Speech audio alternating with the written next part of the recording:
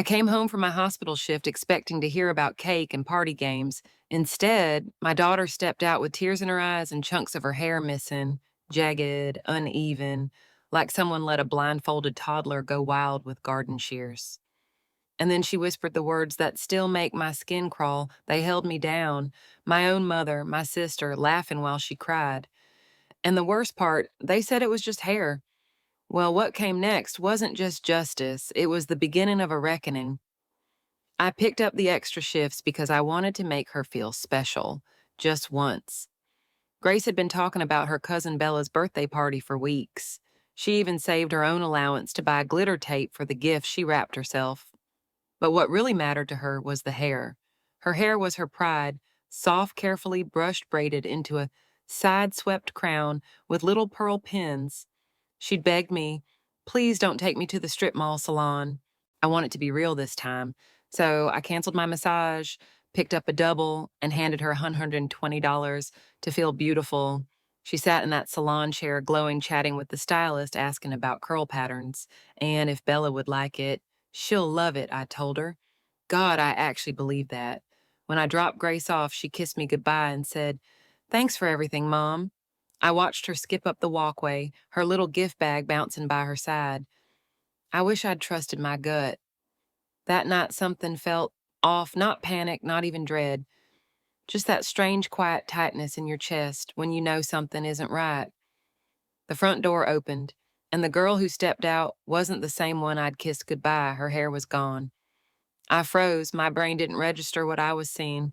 Pieces of her hair stuck out at weird angles, some near her chin, others barely reached her ear. "Grace?" I asked. She didn't answer, just lowered her head. Her shoulders trembled. Her voice cracked. "They cut it." I wrapped my arms around her as she sobbed into my coat. My hands were shaking, but my voice was steady, too steady. "We're not going home yet," I said. We walked back up the driveway, me with one hand on Grace's shoulder and the other clenching into a fist. Part of me hoped someone would try to stop us. No one did. Inside Monica, my sister was scraping frosting off paper plates like she hadn't just shattered my daughter's sense of safety. My mom, Karen, was wiping the counter like she was hosting a church bake sale. I stood there in the doorway, breathing in frosting and betrayal.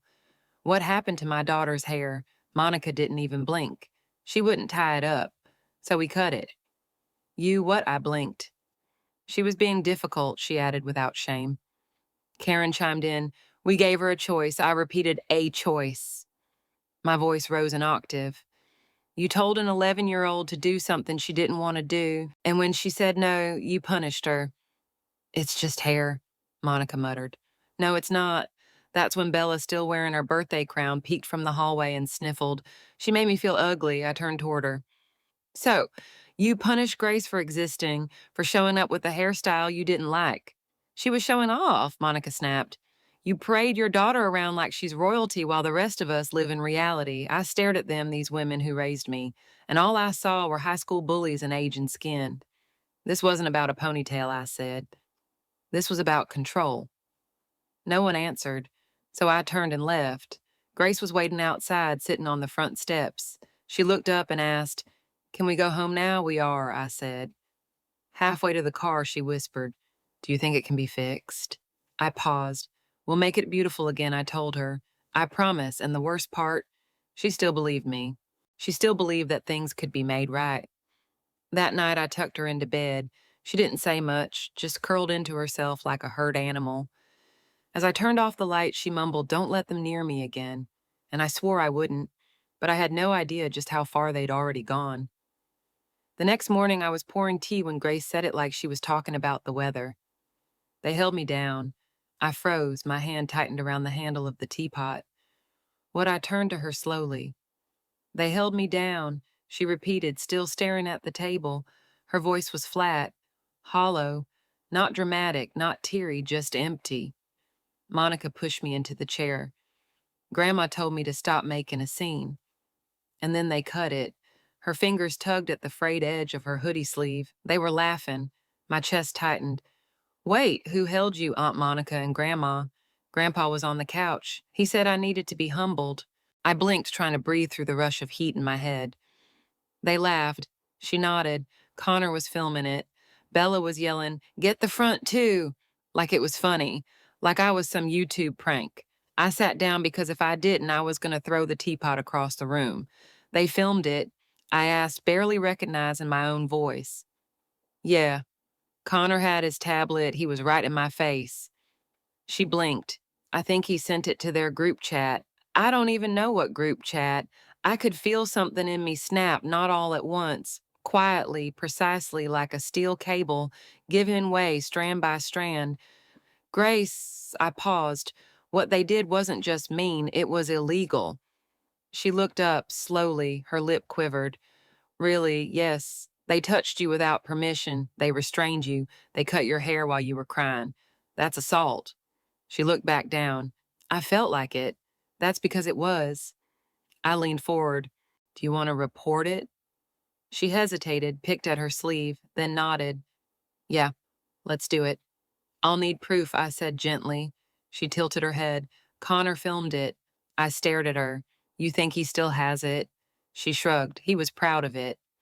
He laughed the whole time. I slid my phone across the table. You want to ask him? She didn't even pause, tapped into the messaging app and typed, Hey Connor, I know you filmed it. Can you send me the video? Not a full minute later, he replied, Okay. And there it was, a video file. We watched it together 12 seconds. That's all it took. There was Grace crying, begging, Monica holding a fistful of her hair, Karen folding her arms like this was just another Tuesday, Gerald muttering, She'll thank you later while stabbing a piece of cake, Connor laughing, Bella shouting, Do the front next. Grace didn't react. She just watched. And then she turned to me. Can we go now? We didn't pack a bag. We didn't change clothes. We went straight to the station. The police station was colder than I remembered. We were assigned to a Detective Alvarez. She had a short haircut, a firm handshake, and eyes that didn't flinch when Grace handed her the video. Alvarez plugged in headphones and watched in slants twice. I didn't say a word, just stared at the floor, trying not to dig my nails into my palms. When she finally looked up, her voice was low, but sharp. We're opening a formal case. You did the right thing coming in. Grace sat taller in her chair. No shaking, no tears, just this quiet determination I hadn't seen before. She answered every question calmly, clearly. When Alvarez said a child advocate would sit in for her follow-up, Grace nodded like it was a class presentation. Outside walking back to the car, she said softly, What happens now? There'll be paperwork, a follow-up, maybe a court case, maybe protective orders. Grace nodded again. Good. That one word hit me harder than anything else. We didn't talk much on the way home, but the silence didn't feel heavy this time. It felt focused. That night the phone rang. Unknown number. I answered. I don't know why. I shouldn't have. Are you insane? My mother's voice like a slap. You went to the police over here. I didn't speak. You're going to ruin everything. This family, do you even care about that? I let her rant. Let her fill the line with her shriek in denial. And when she finally stopped to breathe, I said calmly, You should have thought of that before you assaulted my daughter. Silence. Then, We didn't assault anyone. It was a haircut. No, it was humiliation. It was control, and now it's evidence. Another pause. Her voice dropped an octave. You need to calm down. Tell that to the detective, I said, and hung up. For the first time in years, I didn't feel guilty, not even a little. But the next morning, I realized they were only just getting started. Monica called, crying. Her voice cracked as she said, CPS showed up at our house. I stayed silent. They asked to see Bella's room, wanted to know if we keep scissors lying around. They were checking everything Jess, even her homework folder. Still, I said nothing. Then came the whisper, What the hell is wrong with you? I stirred my coffee. You pressed charges, she choked out. No, I said flatly. I told the truth. The rest, that's on you. She started to cry harder. I could lose my kids. You should have thought of that, I said, before you touched mine. I hung up again. No goodbye, no apology, just the cold click of a boundary. And I knew exactly what was coming next. That afternoon it started. Screenshots, tags, posts. My phone blew up with messages from coworkers. Old classmates, even Brenda from church. Jessica, have you seen this? They're talking about you. I opened Facebook. And there it was, my mother Monica and even my dad posting their version of events like it was a made for TV drama. It was a misunderstanding. Grace wanted a makeover. Jess has always been unstable. She's twisting things to hurt us. For attention. Karen's post ended with, "We love Grace. She just got overwhelmed. We were bonding while she begged you to stop." And then, the comments. Oh God, the comments. I've known Jess since high school. She was always dramatic. Kids change their minds. That doesn't make it a. This is just another example of a bitter single mom overreacting. It was like being gaslit in real time. I showed the post to Grace. She read it silently, her mouth tightened. They're lying. I know. They're getting away with it. Not if we tell the truth, I said. She looked up, her eyes were steady. Would you be okay if I posted the video? She didn't even hesitate. Please post it. So I did. No dramatic caption. No essay, just this. This is what they call a game. This is my 11-year-old daughter crying while they hold her down and cut her hair. She said no. They laughed. And then I attached the video. 12 seconds, that's all it took. By nightfall, it had gone viral in our town. People who'd once sided with my mother were now tagging me with apologies. Others were outraged. This is horrifying. Why is that kid laughing while she cries? This is assault. I'd press charges too. I take it all back. I had no idea. Even Brenda from church deleted her original comment. Funny how fast moral clarity shows up when there's footage. Grace sat next to me on the couch, legs tucked up, watching the view count tick upward. She didn't say anything, just smiled. Not a big grin, not joy, but that quiet, powerful smile that said, they see me now. She wasn't invisible anymore. That night I tucked her in again, but this time she didn't curl away. She asked if we could get her hair trimmed by the same stylist again. I want it to look like me, but stronger. You already are, I whispered. You're stronger than all of them. She gave me a sleepy nod. Thanks for fighting back. I kissed her forehead, always, and for the first time in a long time. I believed it too. 2 days later, my dad texted me like nothing had happened. Hey, your rent transfer didn't come through this month. Was there an issue? I stared at the message. This man who sat there eating cake while my daughter cried was now reminding me to pay his mortgage. I typed back, no issue. I'm just not paying for people who laughed while my daughter begged them to stop. The reply came quick. Come on, Jess. You're really cutting us off over a haircut. And there it was again, the denial, the casual tone, like none of this was real, like I was the one ruining the family for noticing the fire, not for lighting it. I responded because it wasn't a haircut, it was an assault. And when you had a chance to stand up and say it was wrong, you lied. On Facebook, in public. I waited, then added, if you ever try to contact Grace again, I will report it. Formally. His last message, well, I guess money means more to you than family. I didn't reply, because I don't argue with people who confuse consequences with betrayal. That same week, Grace and I went back to the salon.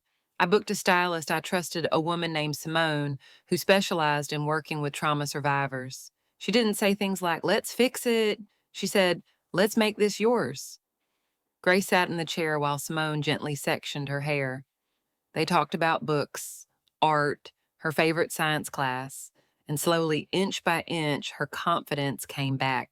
When she saw herself in the mirror, she tilted her head, touched her new layers. I look awesome, she said. And she did, not because of the style, but because she owned it, every piece. A week later, we returned to the station. Grace gave her full statement. No flinching, no stammering, no hesitation. When they asked how it made her feel, she said, like they thought I didn't matter.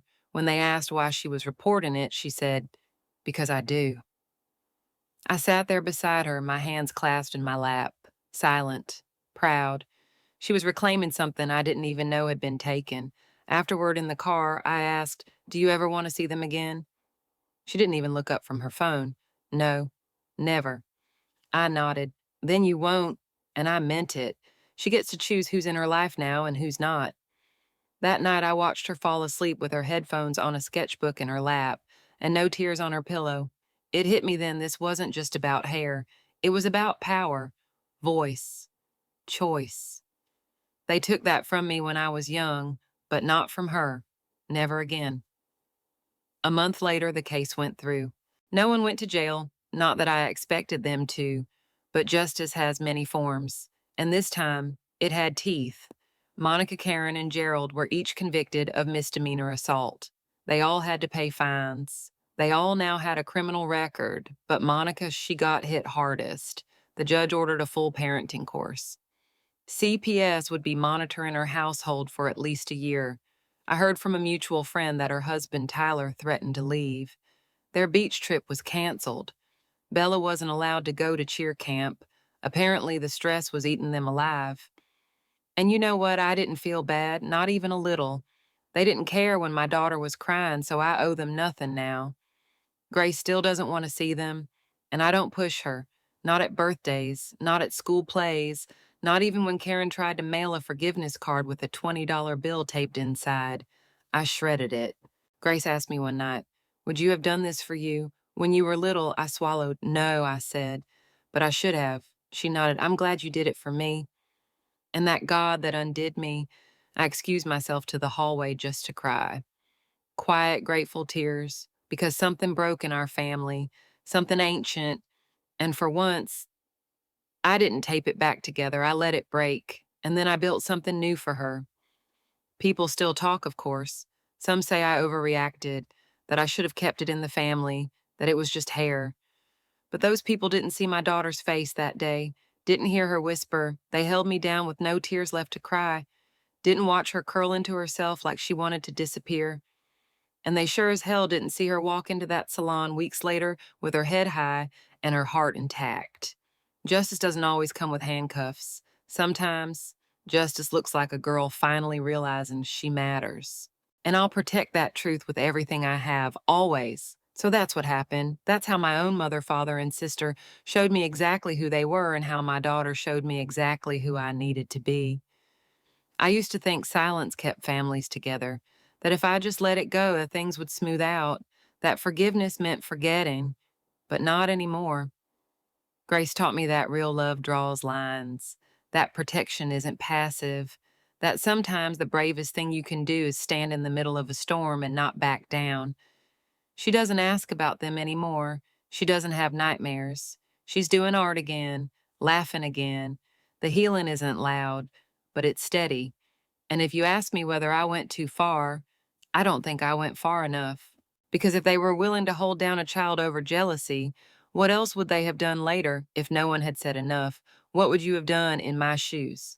Am I wrong for cutting off my entire family over what they did to my daughter? Let me know in the comments. And if you believe standing up for your child is never an overreaction, hit that subscribe button. We're done being quiet.